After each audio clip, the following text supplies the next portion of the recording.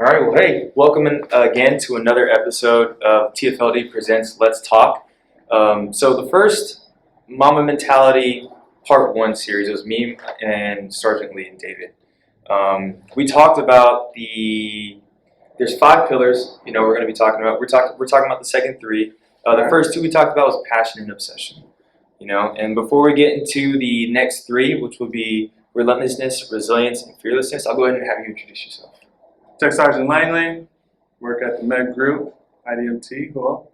What does IDMT mean? That's a good question. I like to say we're enlisted providers. There you go. We are extenders of medical providers when we deploy. It stands for Independent Duty Medical Technician. There you go. It's fancy. It is. They try to make it fancy.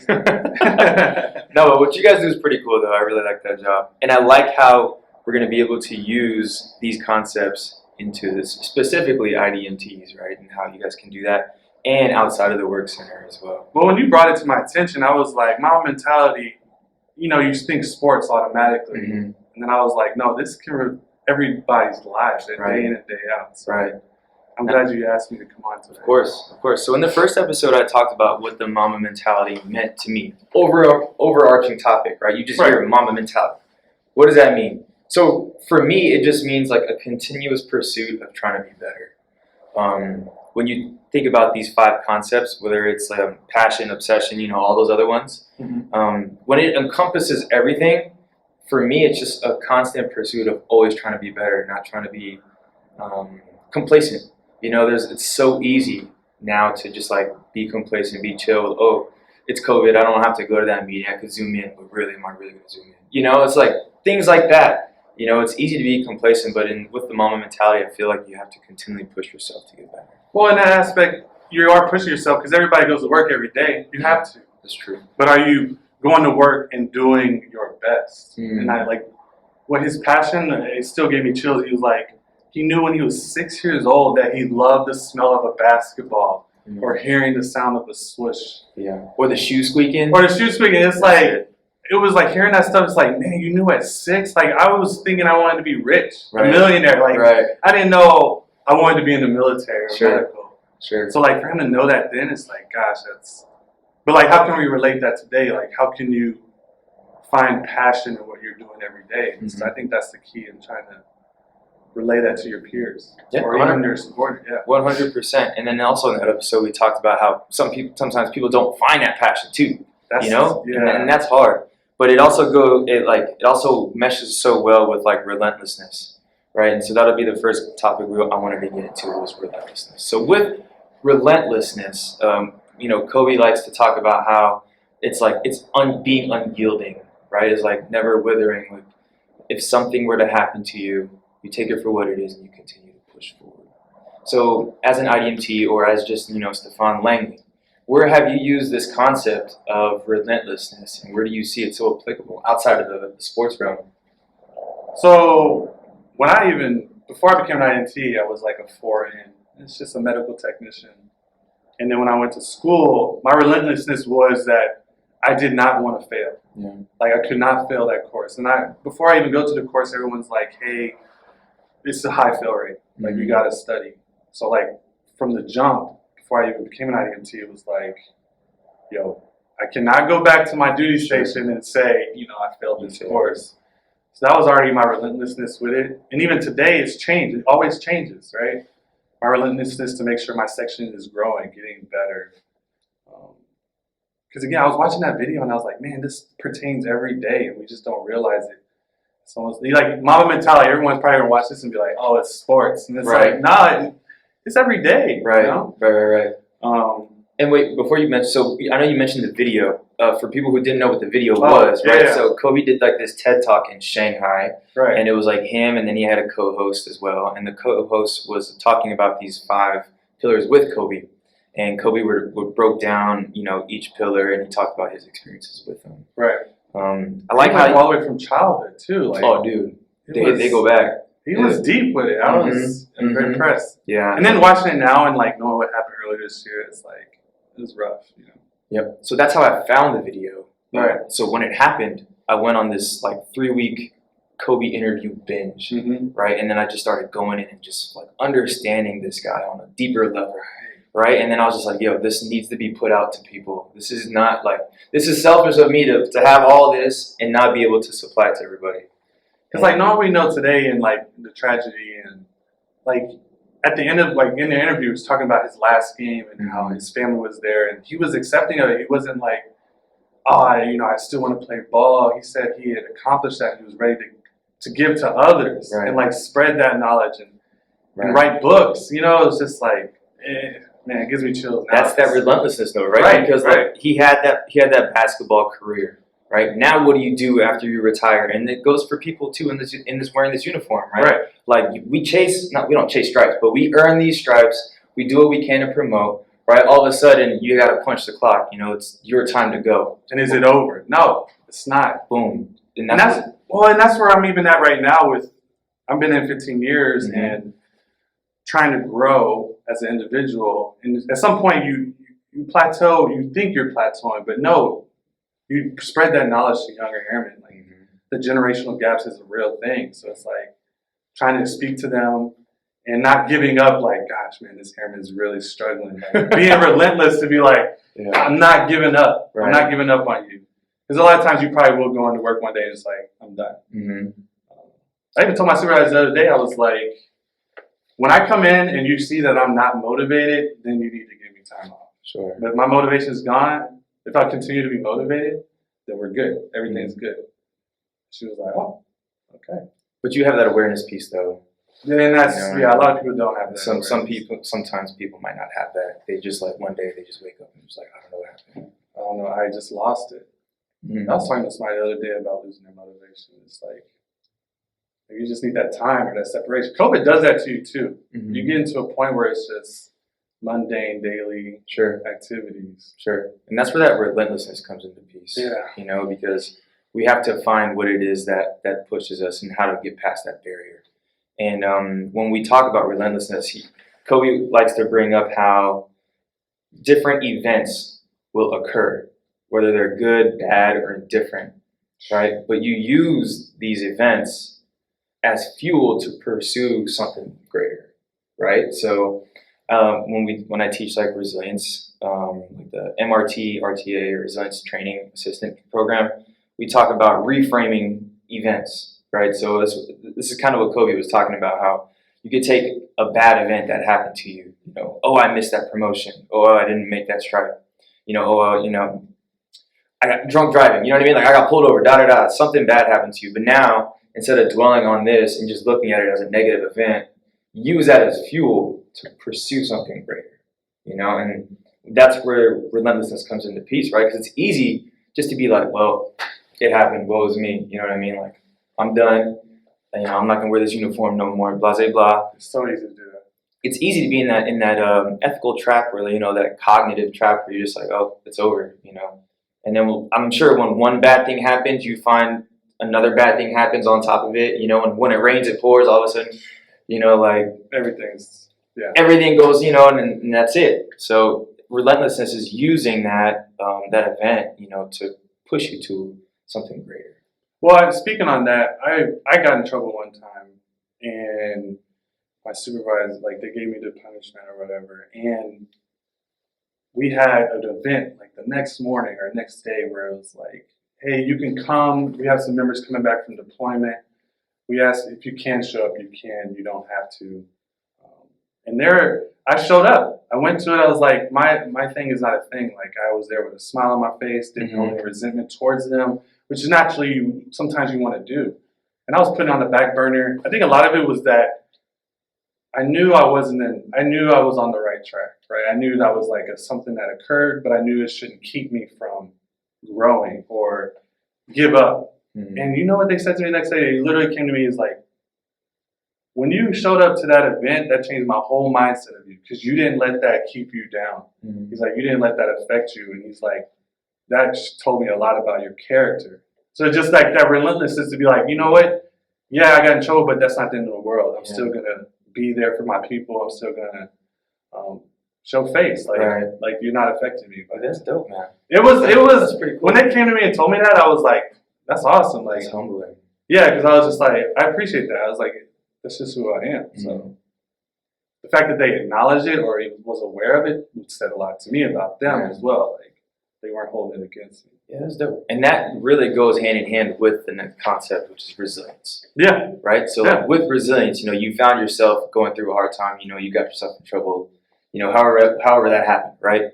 But it was your mindset that you were like, I'm just gonna show up to this thing, I'm gonna do me, I'm not gonna let that stop me. Right? And that by then you doing that's you being resilient and not just bearing on that bad news. Right.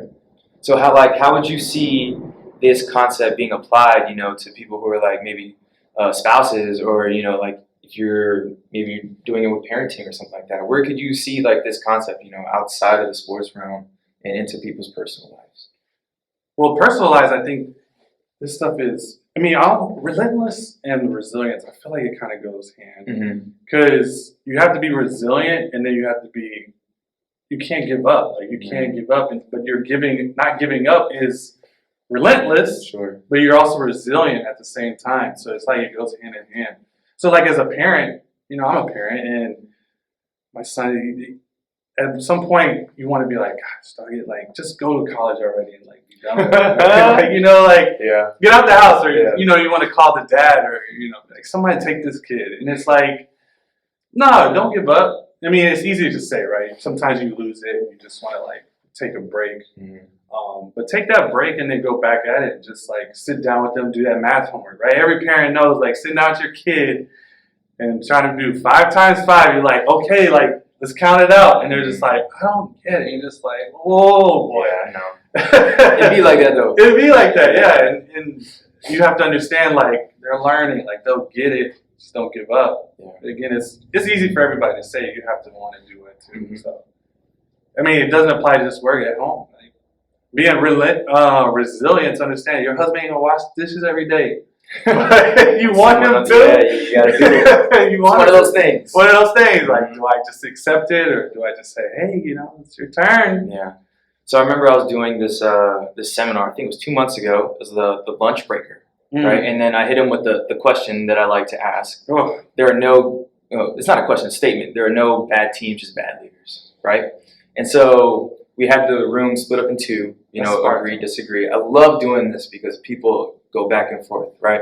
And so there was this guy that was saying that, no, you just have a bad team. Oh, right? I remember that answer. You remember that? Oh man, that hit me deep. It did, right? Because he was talking about like I coach kids, and sometimes they're just not a good team. They're just unathletic. We don't win championships. We lose, right? Feels like the other team, they're just maybe athletically better. My guys, I'm not a bad coach. They just don't have the qualities. They don't have the ability. Exactly, and this speaks so much to resilience. Because with that, it's easy to say that you just have a losing squad. You have bad team members, or like your team is just ungifted, unathletic, all this kind of stuff, right? Like, I was just dealt a crappy hand. Yeah. Like, my team sucks. Yeah. Right? But then you're looking at that from the perspective like, we're not going to win games. We're not going to win championships. Right? And then somebody on the other side of the room was like, well, why don't you just change what your goal is going to be? Right? Instead of you trying to win games, why don't you just try to score 1 touchdown? Why don't you try to get like 2 first downs in a game or something, right? Change the perspective, right? Because then that'll help you get to winning a game. And so when it comes to resilience, it's like setting those small goals, Small goals. These small goals and small victories and understanding that this leads to a bigger picture. Well, and even his small goal could be, if his mindset truly is, my guys aren't as athletic. And that's fine, right? Like, you have, double A, I don't know, whatever. To tiers of levels of kids and students. But just saying, like, your personal goal can be like, let me get through to this one kid. Like, let me see if he can hit this block, or he can just run for 5 yards in one game. Like, maybe you can get through to 1. Maybe you won't get through to all 32 or however many kids you have, but maybe your personal goal would be like, let me motivate this kid. Because a lot of these kids, they come from backgrounds you don't even realize. 100%. And, speaking on that, just small goals. I have an MTL friend. He's at some station, MTL. And this kid was like, hey, I have some financial concerns. He's like, well, what's going on with your concern? And prior to that, as an MTL, I was like, how is he? He's like, it is rough. There's like 4 weeks of where it's like, man, you're really trying to get through these kids. And there's 2 weeks where they're getting it. and you feel rewarded, and you're like, this is what I'm here to do. That's crazy. And it was this one of these moments in this class, and he told me about it, and I was like, man, that's awesome. It was his own small goal, like getting through to people. And this kid was using his money to buy clothes every day, different undergarments every day, because he didn't know how to wash his clothes. Oh my gosh. So he came from like this crazy background, didn't understand how to do that. And instead of asking, or instead of like trying to get guidance or YouTube or anything, like in his mind, that was his solution, right? He found this solution because he didn't know how. Wow. And that was his first time being on his own. That's crazy. So his rewarding moment is like, you know what? All right, let's teach you how to do this. Mm-hmm. And I mean, it's unfortunate for that kid, but it's cool for that MTL to be like, you know, let me teach you. Let me, you know, he could have been like, are you kidding me? Like, you know, got on him or like, sure, whatever. But that's pretty crazy. That's like, yeah, it is crazy. Like that was his small goal, personally, to like, let me get through to somebody or everybody if you can. But everybody has different background. You don't know what people are dealing with. Mm-hmm. So it's like, yeah. So as an MTL perspective, that's his team. Yeah. And you can't, you know, not everybody's Sharp Airman or BTC below the zone. Right. But I see that too with like spouses out here, especially being overseas, right? Right. That aren't civilian spouses, because a lot of them they don't find jobs. Jobs are really hard to come by here, you know. And they look at it and they come over here with like degrees and all sorts of certifications that they had stateside. You know, they give all that up, you know, to come here and, you know, and to support and to be a part of this mission. And for them, it's like really hard to, at least I would say it would be really hard to, you know, to kind of take the back seat a little bit, right? Because you get here and then like everything changes. You know, language barriers, you know, jobs on base are, you know, extremely competitive. And so small victories, you know, I've seen a lot of home businesses being made now. People doing massages, people cooking food, making candles. You know, you name it, you know, this is one small victory to a bigger purpose, you know, and it's just one way for you to be resilient. It's easy to be in a trap and be like, well, I'm unemployed, you know, Netflix, here we come, Bachelor, here we come. You know what I mean? Like, no, you're right. It's easy to get into that, you know, and I would understand it, but at the same time, you know, to be resilient, to bounce back from something like that, right? Let's just start off with something small, you know, let's put something together and we'll sell that, you know, to the people, you know. Make home cooked meals, whatever that is, whatever you're good at, your bubble, right? The bubble that you dance perfectly, you know, whatever you're good at, you know, do that to your best ability, and that's how you can bounce back from a certain situation. No, speaking on that bubble, yeah, if y'all aren't aware, he said this one quote, and yeah, it hit me. And he said, "Dance beautifully in the box that you are comfortable dancing in." Mm-hmm. So you're speaking truly on that, right? Like if you feel comfortable. Photography, right? Mm-hmm. Photography is your thing. Like you are. Thank you. I see your comment. People are like, "Man, you like to do this professionally." But that's your bubble, right? Like if you were not in the military, right, you would find a way to advance on that, you know. And that's what Kobe's saying. Like you don't have to be the best basketball player of all time, the GOAT, right? They always challenge him with that question. And even towards the end of his career, he's like, "I don't need to be the GOAT. How can I make these kids on my team better? Right. How can I make kids in the world better? You know, how can I spread that knowledge of my gift, right?" And it brings it to the military, even at home, right? How can I be a great spouse to my husband, or how can I be a great kid to my mom and dad, you know, or make them proud? Mm-hmm. So it's like stay in your circle. Like you don't have to worry about everybody else. Yeah. Like stay in your own bubble. I love that. I love that because it's so true, right? Dance perfectly in your bubble and perfect it. Make it as beautiful as you can. Yeah. Right. So it's all about like comparing my bubble to your bubble. And that's what Facebook does. And 100%. Not even Facebook, social media in general. Social media. You know? Yeah. And then you could also call it, you know, like EPRs and, you know, promotion systems, right? Like I see people doing certain things and be like, well, do I got to do that in order to get promoted too? You know, and you find yourself in these like comparative traps, right? And what Kobe is talking about in this resilience piece, in this bubble, right, is do you and dance beautifully in there, right? Be you and be authentically you, and use that to, you know, progress in time, right? You don't have to do what I'm doing just because it looks, you know, because that's what I'm doing, right? It's like dance beautifully in what you're doing, because nobody could do you better than you. like you could try to be me, but that'd be harder because we are two different people, with different skill sets, characteristics, and whatnot. Well, and that's why a couple of years ago, that's what the military was having us do. Right? You need to volunteer. You need to do this, and people were volunteering doing stuff they didn't even want to do. And I was always like, I want to do something I want to do. Like, I don't want to volunteer because it's going to give me a stress. Because then I won't give my all. I won't have the Mamba mentality of trying to grow. Because then I'm doing something that I have no passion to do. So it's like, the dance beautifully, I was like, man, that was a good quote. And I think it's something that we could always live by. Is just be authentic. Stay true to Stay true to yourself. Yeah. Don't try to do anything. You can try different things to see if that's who you are. But you don't have to pursue, inauthenticity to progress. Especially in the military, you can. Oh, you got to be the president. There you go. The 5-6 club. Like, no, you don't. Like, if you don't want to be the president, don't be the president. Find something else you want to do. Yeah. Yeah. Especially for that program, you know what I'm saying? Like, imagine like you're that president. You don't want to be that president. All of a sudden, you're in charge of everybody. Yeah. You don't even want to do it. You just want the bullet. It's like, dance in your bubble. Yeah. No, that speaks volumes for sure. It does speak volumes. Yeah. I like too how you mentioned how Kobe was, that the GOAT talk, greatest of all time talk, right? Yeah. So but we do have no GOAT. So that's what I wanted to bring attention to, right? I wanted to bring attention to the two jerseys, right? Because we do have the comparisons here, the Michael Jordan and the Kobe Bryant. And people like to do this all the time. They rack and stack, if you will, like, oh, Kobe, da-da-da, right? What I like, though, in regards to the Kobe jerseys, is Kobe has two numbers, right? He has the number 8, plus he has 24. And for me, when I see the two numbers, and the statistics are pretty much the same, right? I like number 8. Number 8 is the one I have tatted on my leg, right? Oh, this is Froby. Yeah, this is Froby. 360 dunks in the game. Froby was a killer, right? Froby was the killer. He was coming out. Kobe talks about kill list. He had people. He would write down the names of, all right, whenever I play them, I'm dominating them, right? Yeah. He had a kill list. And every time he'd go up the list, he'd cross the name out, who's next, blah, blah, blah, right?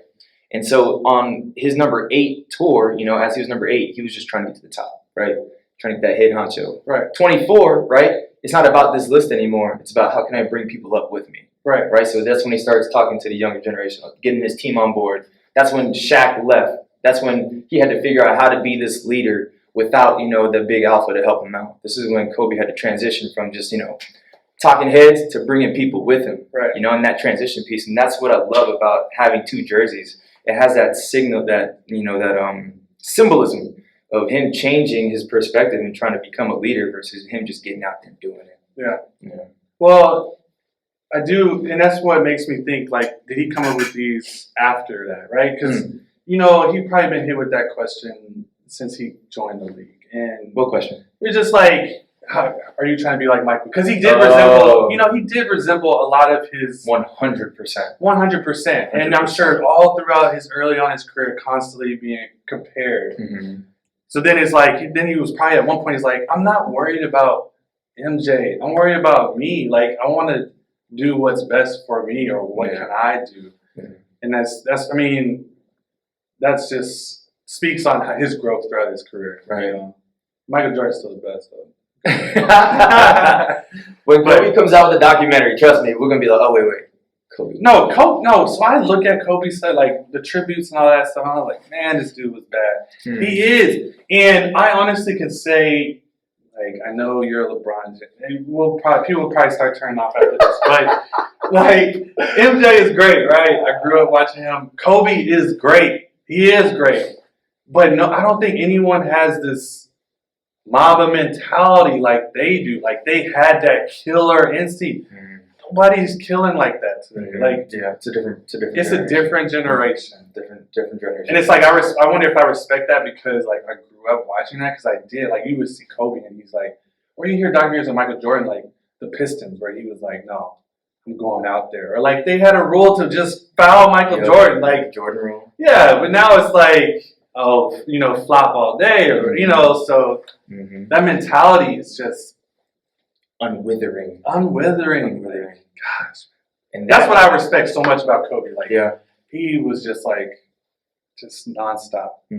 Relentless, which Relentless, also goes into the next concept, right? Which is fearlessness. Fearless. Right, because we talk about the Jordan rule, talking about how the Pistons were just going to hit him as soon as he hits the paint, right? As soon as MJ takes off, you need to hit him. Yes, that was the Jordan rule. As soon as he leaves the ground, there's going to be an elbow or something, right? And he kept going. Right, and he kept going. That's how they won the chip, But at the same time, that's fearlessness, right? So when we talk about fearlessness and this concept of being in the Mamba mentality, it's a hard one to grasp, especially wearing this uniform. Right, because there's so many different type of variables or barriers. That's the word. There's so many types of barriers that are in our way. Whether it's like rank barriers, whether you don't want to be seen as like the standout person within your work center. All right, yeah, I know exactly what you're talking. Toxicity or the work environment. Work environment you're in can already get you to a point where you don't want to go to work. Or a toxic leader, it's like, man, I don't feel like going to the office and talking to them. But it's like you have to have that fearlessness to know, like, let me stay in my bubble. Yeah. Let me not be afraid and understand that maybe they have something going on. Maybe my positivity or can help someone else near me. Yeah. So it does take fearlessness, and it's just not giving up, relentless. You got to be relentless and understand, like, do you have a toxic leader? But if you continue on your track, maybe you can affect that toxic leader. So it's like, don't be afraid to voice your opinion. Yep. Which I think we are lucky in the Air Force to voice our opinion. Like the Army, you can't voice your opinion. I'm not trying to throw jabs, but there's certain branches where it is a way, and Air Force they give you a voice, and I think that's awesome. I think we should take advantage of it. I don't think we take advantage of it enough, but if you do it tactfully, you can voice your opinion. Yeah. But you have to be fearless, like, to voice that opinion. Yeah. Because even in my section, I know someone, they were like, man, I have a lot of concerns that I want to bring up, but I don't have a solution, or I don't know how to bring it up. And I was like, just tell me. Like, how am I supposed to know what the issues are if you don't bring it to my attention? Like, don't be afraid. Like, let's work on it together. Yep. But it's like, why, like, is the environment that way where he just is afraid to speak his voice, So like when Kobe was talking about this, he brought up that I forgot who made the quote though. It was just like, our greatest fear is ourselves.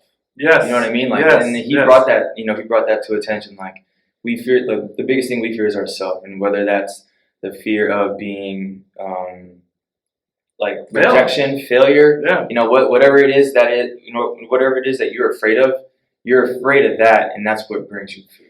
Like being afraid of ourselves and the letdown and the rejection and that kind of stuff. And I see this so often, and it sucks, right? Because like some people, they feel like they're trapped in this work center where it's just like, man, I can't go and leave. They're denying me. I can't speak up for myself, but they're afraid to say something. They're afraid to go to somebody, or they just go along with everything else, right? And then all of a sudden they're just enabling this environment. They're just being a part of the problem rather than being part of the solution, And when we take all these concepts in, right, whether it's toxic leadership, whether it's resilience, dancing in our bubble, when we teach this toxic leadership, be the change you want to see, live that, you know what I mean? So when we're going and being fearless, sometimes it takes a lot of courage to stand up and speak up and say something. Right? But, control what you can control, so control yourself first. Once you get a handle, like, okay, I won't do that because they're doing it. Maybe, I'll stand up for myself, small victories. You don't have to go to the commander, hey, commander, I see this toxic environment, blah, blah, blah. We're talking small victories. Let me talk to my supervisor. Let me talk to his peer. Who am I comfortable with, right? Once I get them, I talk to them, all right, cool, I feel a little bit better about this. And if they want to talk about that, then they can too, You have to look at it as those small victories and not always just going after the headshot. Right?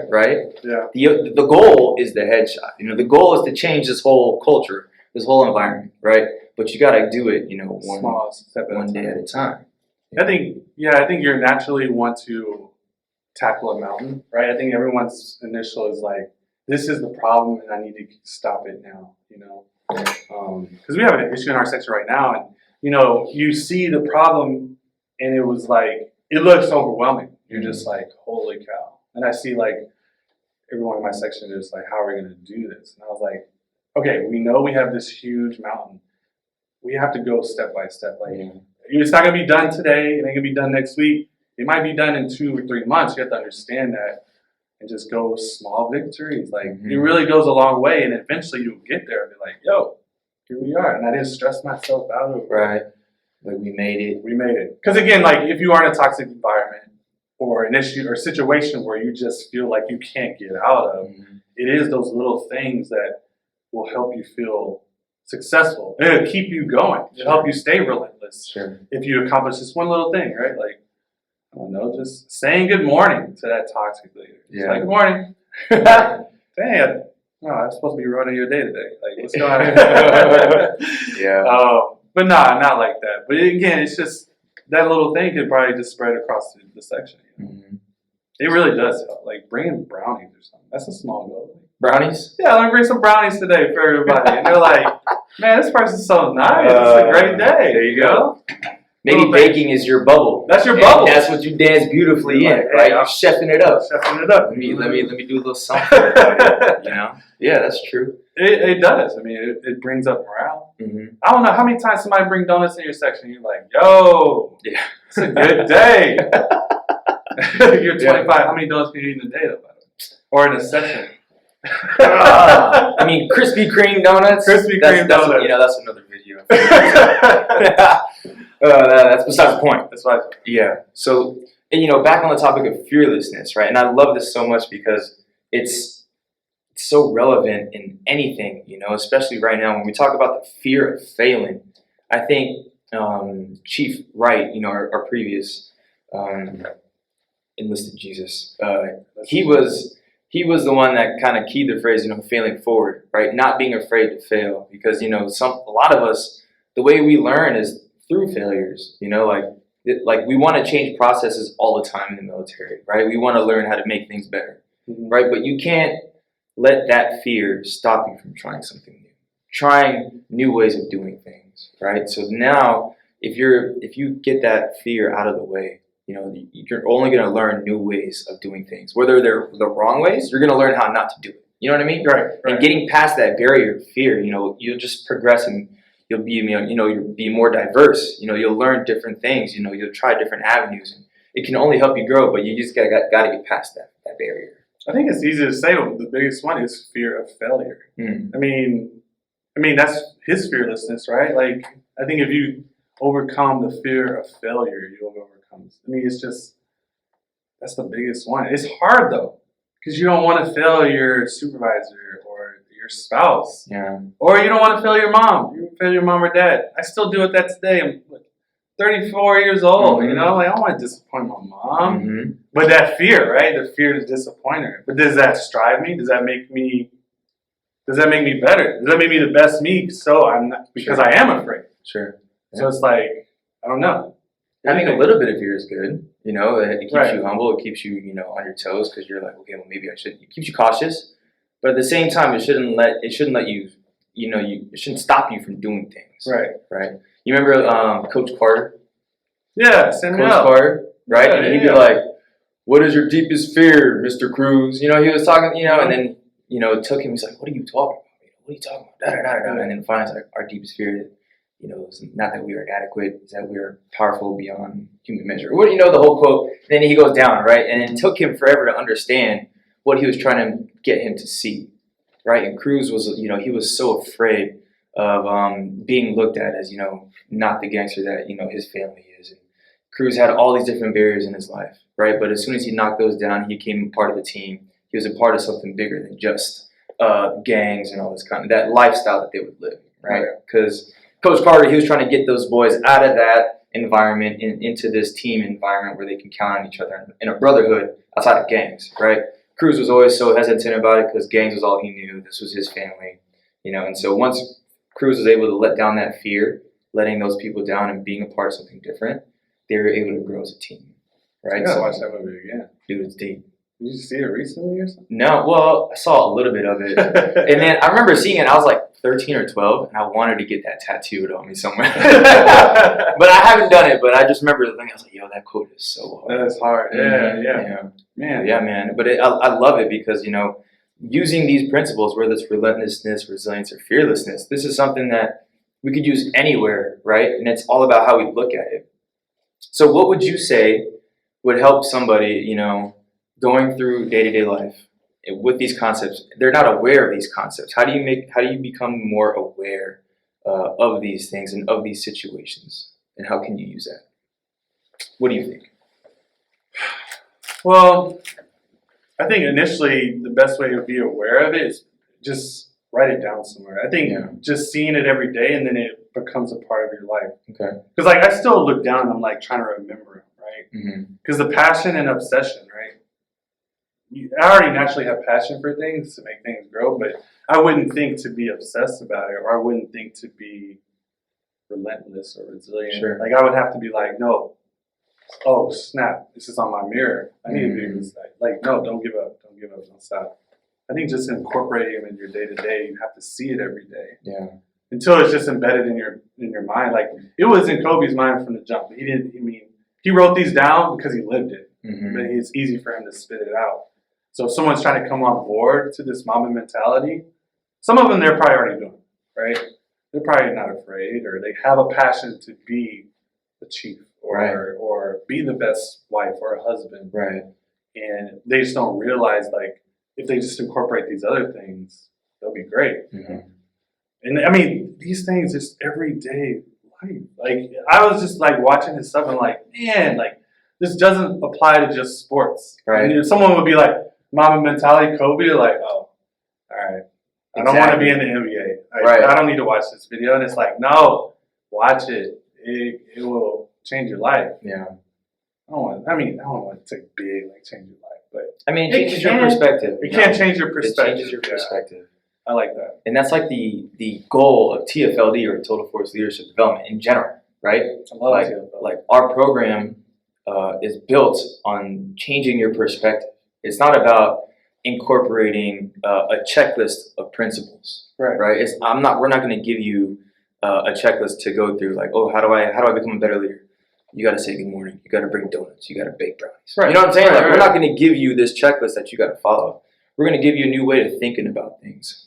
Whether that's, whether you're more self-aware of your emotions, whether you're aware of other people's emotions, whether you're in a toxic environment, whether you are the toxic environment, we're going to give you different avenues of thinking. And that's what this whole Mamba mentality thing was about, right? Is breaking down the concepts, breaking down Kobe's mindset. And it's not just about basketball, right? It's not just about leadership. This is about like development, people development, personal development, and it goes beyond, just the court. It goes beyond just, shooting basketball and all this kind of stuff, Everything has a bigger purpose. I mean, so ultimately, you just want to make sure, we need to make sure people are aware. Yeah. They have that self-awareness, then they can really go far. I mean, we go back to that coach in the classroom, right? Then when you talk, like, is he truly aware now? Like, is he like, you know what, that's good. Like, I can change my perspective on my team. I mean, it's a good course if anybody's not familiar. Winning with people. That's what it was. I think it was the winning with people. That's why I brought it up, right? Because we talk about winning with people, right? And then we talk about bad teams or bad leaders, right? And so I think, I mean, maybe I didn't want to go too deep into it. We only had 10 minutes, but it's a topic for discussion. No teams or no bad teams, just bad leaders. But did you have any closing remarks in regards to the topics that we discussed today? Dance beautifully. Like that one, I think can really resonate amongst everyone watching this video. Is like that one kind of like every time I read it, it gives me chills. It's like just stay in your bubble, and it just speaks volumes with what we're dealing with social media. Yeah, because it's so easy to see someone's profile and be like, oh, they just took family photos, like they're a really happy family, and it's like. It's really not true. Like I had a friend tell me she was like visiting her friend, and she was like, I saw her post something, and 5 minutes ago she was just yelling at her kids like, "What the hell?" She's like, "Oh, I love my baby so much. They're coloring," and she was just like, "Oh my gosh!" It just really like opened her mind. Like, man, it's fake out there. It is. Or people will take a picture, hold it for a couple weeks, and then it looks like you've been traveling every weekend. Oh, people do that, and it's like. So it's like, don't put yourself in that lifestyle or that compare yourself. Like, stay in your own bubble. So I like that. Like, you don't take anything, dance beautifully in the box that you're comfortable dancing in. So I like that one. Yeah, that's dope. Like if I want to be, my personal goal is to be, just stay a master sergeant.